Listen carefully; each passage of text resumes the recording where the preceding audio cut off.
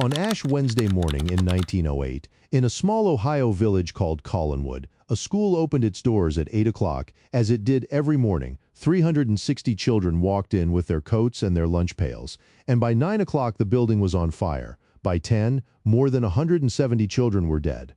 What happened in that single hour was not an act of God, not a freak of nature, and not a mystery.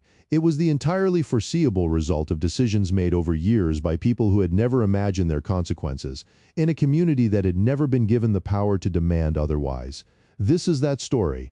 Collinwood was a place on the rise, a village on the northeastern edge of Cleveland, pressed against Lake Erie, where the air smelled of coal and the ground vibrated at all hours with the movement of freight trains. The railroad had made it what it was. The Lakeshore and Michigan Southern Railway had chosen this stretch of land as a major switching point, and almost overnight the village had transformed from a quiet lakeside settlement, where vineyards once stretched along the shore, into an industrial suburb humming with purpose. The rail yards alone covered more than 120 miles of track. Workshops, repair sheds, and freight depots spread across the landscape. Locomotives idled and clattered day and night, spewing smoke that hung over the rooftops in a permanent gray veil, and to the men who worked those yards and those shops, that smoke was the smell of employment, the smell of a wage at the end of the week. People came in waves, from Ireland, from Germany, from Scandinavia, and then in larger and larger numbers from Southern and Eastern Europe. Slovenians, Poles, Hungarians, Italians, families who had crossed an ocean and then a continent, following the rumor of steady work. In just a few years around the turn of the century, the population of Collinwood swelled in a way the village had never anticipated. Services that had once been adequate struggled to keep up. The water supply was outdated. The sewer system was unreliable. And the fire protection, such as it was, consisted of a volunteer department with horse-drawn equipment, operated by men who held other jobs and were called to duty only when something went wrong, which was precisely the kind of arrangement that works until the day it does not. Lakeview School, a brick building on Collimer Street in the heart of the village, had become the center of the community in the way that schools do in working-class neighborhoods, the place where children who spoke half a dozen different languages at home came together, where the future of Collinwood showed up every morning with a coat and a lesson book. For the immigrant families who made up the majority of the community, the school was more than an institution. It was the central article of faith that the suffering of the crossing, the cramped rooms and the exhausting shifts at the rail yard would eventually lead somewhere for their children, that their sons and daughters would belong to this country in a way the parents themselves were still struggling to. On the morning of March the 4th, that faith was still intact. Fritz Herter, the school's custodian and a father of 8, had arrived before 6 to stoke the furnace and warm the building. By 9 o'clock every room was full, every teacher was at her desk, and the rhythm of an ordinary school day had settled over the building without any sign of what was already happening beneath it. To understand what happened at Lakeview School, you have to understand what the building actually was, not what it looked like from the outside, where the brick facade gave it the appearance of permanence and solidity, but what it was underneath, because underneath the brick almost everything was wood. The structural frame was yellow pine, the floors were wooden planks that had been oiled, a common practice at the time to keep dust down and boards from splintering. The staircases were wooden. The ceiling joists were wooden. Running through the basement beneath all of this were the steam pipes of the heating system, pressed in close proximity to the wooden framework above them, which was an arrangement that no one had given any particular thought to, even though they perhaps should have. When the school was expanded in 1906, the work doubled its student capacity, more classrooms were added, and it was presented as progress, which in one sense it was, but in every sense that mattered for safety, the expansion changed nothing. No additional exits were created. No fireproofing measures were introduced. The structural design that had been adequate for a smaller school was simply stretched to accommodate a larger one, without any reckoning with what that meant for 360 children trying to leave the same building at the same time in an emergency. The architects and engineers who designed public schools in the larger American cities of that period had already been writing extensively about the dangers of exactly this kind of construction, recommending steel framing, concrete floors, enclosed stairwells with firebreak walls and steel doors at each landing so that a fire beginning on one floor could not travel upward through the building. At Lakeview, the main stairwell ran open and uninterrupted from the basement to the attic, which in engineering terms made it a perfect flue, a channel designed by its very geometry to move air and fire violently upward through the structure. If a fire ever started in the basement and found that stairwell, the result would be as predictable as the behavior of any chimney. The exits were equally problematic. The school had 2 ground-level ways out, the front entrance, accessed by a wide staircase from the main hall, and the rear exit, which led through a vestibule that had been converted into a cloakroom over time. Coat hooks lined the walls on both sides of the vestibule. Partitions had been built in front of the doorframe, narrowing the passage considerably, so that the exit itself, after the hooks and the partitions and the angles, was barely over 2 feet wide.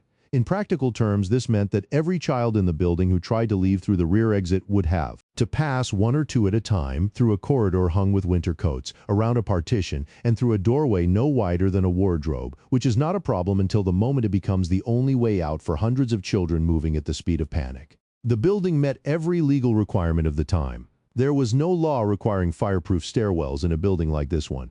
There was no inspection regime that flagged the proximity of steam pipes to wooden joists. There was no regulation requiring a minimum number of exits per number of students. It had been built, expanded, and inspected, and at every stage it had been signed off as acceptable.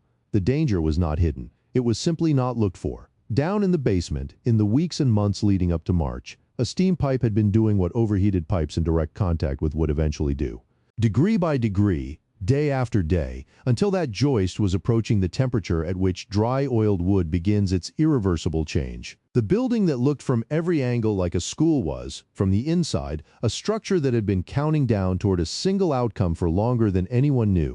Fritz Herder was sweeping in the basement when he saw it, a thin curl of smoke rising from beneath the front staircase.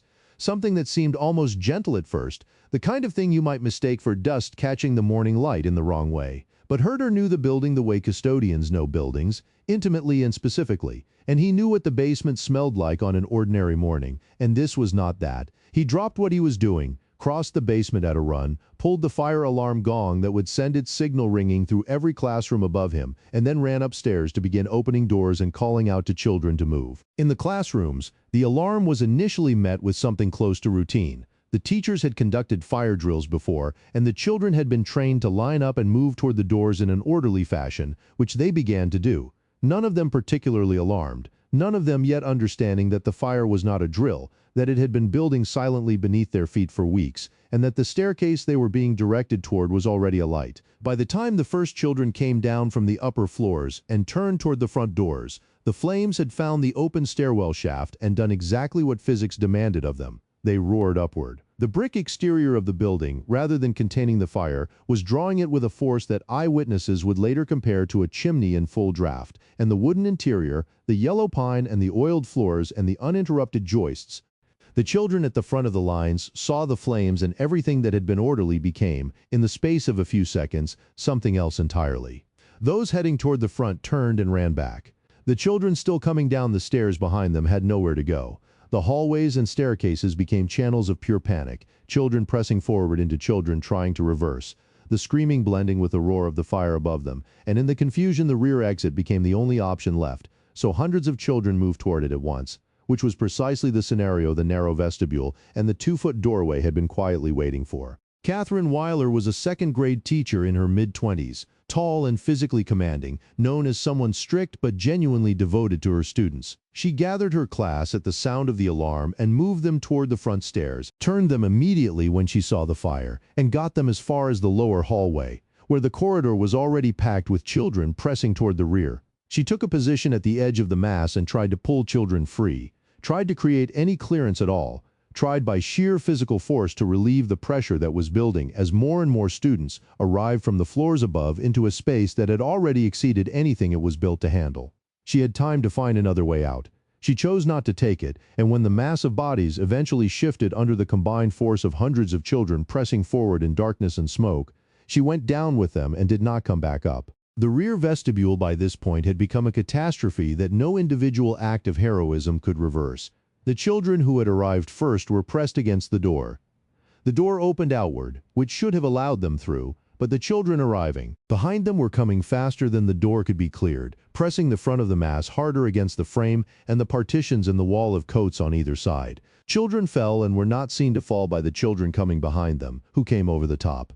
The pile grew. It grew until it was 5 and 6 feet high, packed so tightly that the space had become impassable from either direction, and rescuers outside who had heard the alarm and run to the building kicked and hammered and tore at the rear doors with bleeding hands, while on the other side, pressed against those same doors, was a mass of children so dense that nothing outside could move it. The doors were not locked. Contrary to what newspapers would report within hours of the fire, they opened outward and had always opened outward. The myth of inward swinging doors would persist for decades despite being disproved within 24 hours of the disaster, because the image was vivid and the correction was less compelling than the story. The truth was more complicated and in some ways more terrible. The doors were accessible, the mechanism was functional, the path to the outside existed, and none of it mattered because the geometry of the building had made escape structurally impossible the moment 300 children tried to use a 2-foot exit at the same time. Outside, parents who had heard the alarm came running. Mothers arrived still in their kitchen aprons. Men from the rail yard sprinted the few blocks from the switching stations.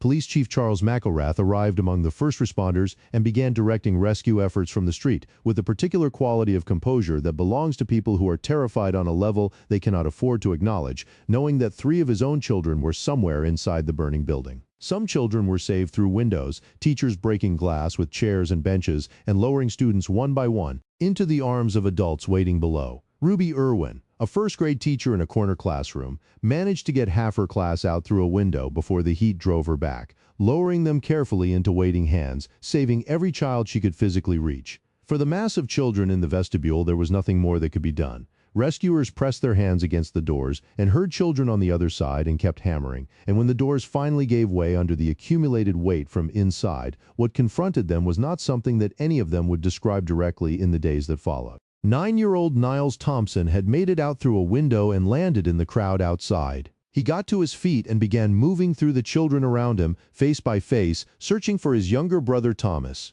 When he had been through every face and Thomas was not among them, he turned and went back into the building. Neither brother came out again. The volunteer fire department, whose only team of horses had been working on dirt roads more than a mile away, arrived to find a building already past saving. When additional engines arrived from Cleveland, they found 4 blackened walls with nothing moving inside them. The fire had taken less than an hour.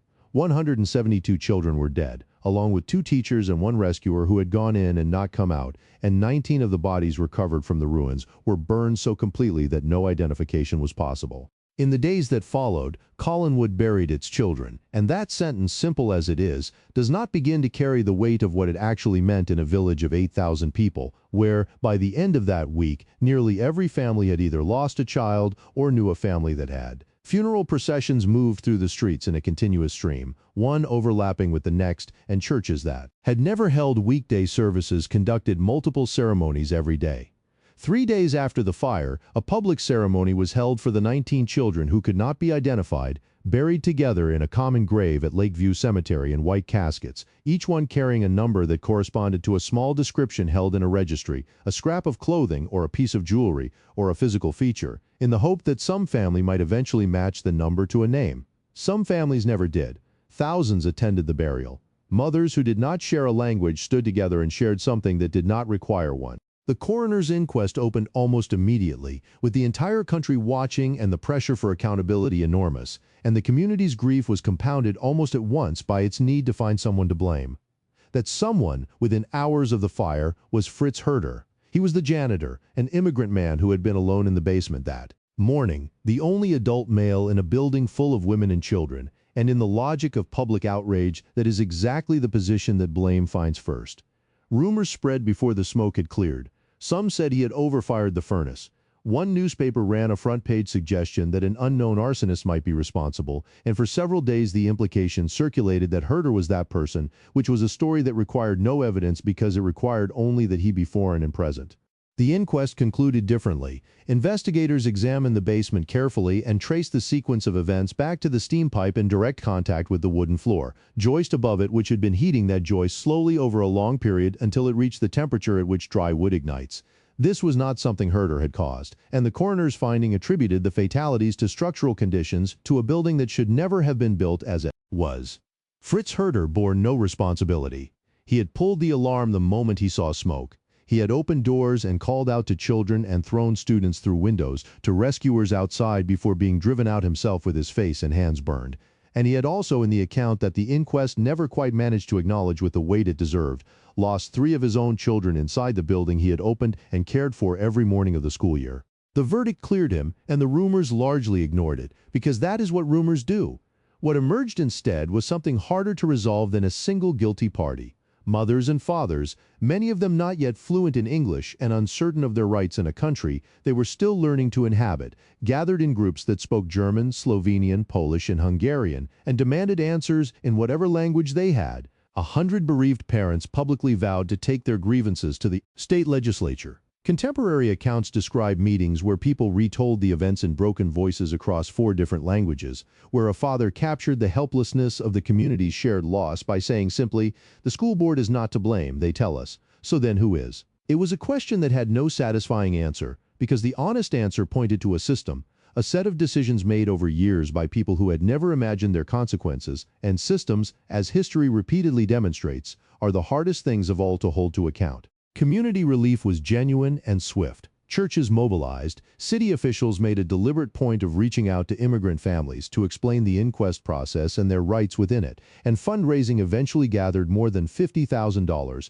enough to provide material support to the families who had lost the most.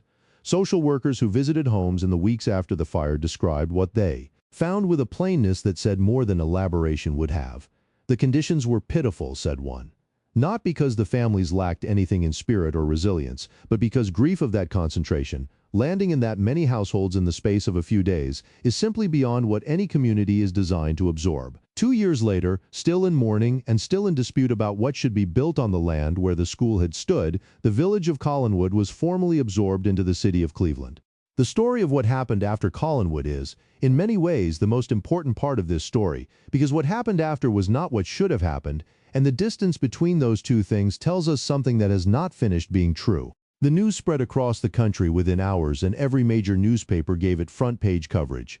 The public reaction moved through collective disbelief into outrage, and then into something that looked like demand. Mayors ordered inspections. School boards across the country scheduled emergency meetings. In Cleveland itself, city inspectors moved through public school buildings almost immediately, condemned one outright, closed sections of others, tore out vestibules that resembled the one at Lakeview, and cut new doors directly from classrooms to the outside. A hardware company produced the first mass-manufactured crash bar, a device that allowed a door to remain locked from the outside while yielding entirely to pressure from within, releasing under the weight of a body pressing against it without requiring any handle or turning motion. This device exists because of what happened in the rear vestibule of Lakeview School. Doorways were widened, the principle that emergency exits must always open outward, always yielding to the force of a crowd rather than resisting it, became codified into standards that eventually made their way into building codes across the country. Fire drills, previously irregular and inconsistently practiced, began to be treated as a genuine requirement rather than an occasional formality. These were real changes, and they deserved to be acknowledged as such, because they saved lives. But they were not enough, and the evidence of their insufficiency accumulated steadily in the years that followed. Surveys of school construction found that out of hundreds of new buildings being completed every month, fewer than 1 in 10 had fireproof specifications. The majority were being built in essentially the same manner as Lakeview, with wooden frames and oiled floors and open stairwells. 31 years after the fire, the National Fire Protection Association published a comprehensive study of every significant school fire that had occurred in the United States in the period since 1908. After the moment when everyone had agreed that things were going to change. The authors wrote that there were still many who had no conception of the seriousness of the problem, who had to be shown detailed evidence before they could be persuaded to act. The disaster had not solved the problem it had so clearly revealed. It had only illuminated it briefly before public attention moved on to other things. This is where a comparison to another fire becomes unavoidable, not because comparisons serve grief, but because understanding why Collinwood faded from national memory, while another disaster did not reveal something important about how change does and does not happen. 3 years after Collinwood, fire broke out at the Triangle Shirtwaist Factory in New York City, and 146 workers died, most of them young immigrant women trapped in a building with blocked exits in circumstances that carried real parallels to what had happened in Ohio. The aftermath of Triangle, however, was dramatically different. Triangle produced 56 new state laws protecting workers in the 4 years that followed. It produced named owners who were taken to court. It produced a story that became a permanent part of the American historical record. Collinwood produced modest local reforms, a brief national conversation, and then silence. The explanation for this disparity is uncomfortable but important. Triangle had identifiable owners who could be blamed, who could be tried, who could be seen standing in a courtroom as the weight of those deaths was placed somewhere specific and human. Collinwood had conditions. The school board had not set out to endanger children. The architects had not broken any laws. The verdict that pointed to structural conditions rather than individual decisions was probably the most honest verdict available, but it was also the verdict that made sustained legislative action most difficult, because sustained legislative action requires a clear enemy, and conditions do not make a clear enemy, and so Collinwood became a moment that almost was a watershed. A disaster that produced genuine horror and genuine initial response and then faded as other urgencies arrived. It would take 50 more years and another school fire in Chicago, with children once again dying inside a burning building that the relevant authorities had known for years was not safe, for the federal government to finally mandate the comprehensive fire safety standards for schools that Collinwood had made obviously necessary in 1908. There is a park today where the school once stood, on a quiet street in what is now a neighborhood of Cleveland, and if you did not know what had happened there, you would simply walk past it. There is a garden, a path, and a stillness that is not unusual for a small urban park, except that it is the particular kind of stillness that belongs to places that have been deliberately set aside from the ordinary uses of land, designated as spaces where something that cannot be undone is quietly acknowledged. At the cemetery not far away there is a monument marking the common grave of the 19 unidentified children, with a bronze tablet that carries the names of the teachers and students who were identified. The names are long and varied, drawn from the full breadth of nationalities that made up Collinwood in 1908, and the monument has been visited continuously since it was dedicated, most consistently on the anniversary of the fire, when people who know the history come to remember what most of the country has forgotten. Because Collinwood has been forgotten, not by the neighborhood, not by historians who study American industrial history or safety regulation, and not by the families whose genealogies still carry the record of a child or a sibling who did not come home from school on a Wednesday morning in March, but by the broader national memory that decides which disasters become part of a country's permanent understanding of itself. It is not taught in most schools. Ask 100 people what the Triangle Shirtwaist Fire was, and a meaningful number will know. Ask about Collinwood, and almost none will. The reasons for this are worth sitting with because they are not accidental. Collinwood was a working-class immigrant community without political representation or cultural capital. Its victims were children from families new to the country, families whose primary language was not English, whose suffering did not have a natural advocate in the centers of power. The story did not have the kind of villain that sustains a narrative over decades, and the community was not located where the national media was concentrated. These are not explanations that reflect well on how collective memory is distributed, but they are the honest ones, and understanding them matters because the pattern they describe did not end in 1908. What Collinwood left behind is not invisible, even if it is unrecognized. It is present in every school building in the country, in every metal bar that runs across, the inside of every emergency exit door, the bar that yields when pressed, that requires no handle and no latch and no key, that opens simply under the weight of a human body moving toward it. That bar was engineered in the years after Collinwood by people who understood, because the record of that morning had made it impossible not to understand, that the architecture of escape must be designed for human beings at their most frightened and most desperate, that fear and crowds do not reliably work with handles and locks, and that the only exit worth having in an emergency is one that cannot fail under the pressure of the people trying to use it. The fire drill exists as a mandatory and repeated practice, rather than an occasional formality, because of Collinwood. The outward opening emergency exit is there because of Collinwood. The enclosed fireproof stairwell, the fire barrier in the basement, the minimum exit width requirement. All of it is the accumulated answer to a question that Collinwood posed with devastating and irreversible clarity. What happens when everything that should protect people from fire is absent at the moment fire arrives? The last known survivor was Ella Smith, the daughter of Fritz Herter, who had been a young student in the building that morning and who carried through her long life the weight of knowing that her father had spent decades under a shadow of public suspicion that the inquest had cleared him of, but that rumor had never fully lifted. She died in 2001 at the age of 99, and in interviews late in her life she spoke about the fire with a composure that came not from indifference, but from having lived with it so long that it had become part of the architecture of who she was. Her father had done nothing wrong. He had tried to save every child he could reach, and he had lost 3 of his own children inside the building he had opened and swept that morning, and she had spent the better part of a century wanting people to hold both of those things at once, which is harder than it sounds because it requires accepting that a person can be blameless and devastated simultaneously, that culpability and loss do not always land in the same place. What Collinwood asks of us now is not outrage, because outrage was spent long ago and spent again with every fire that followed.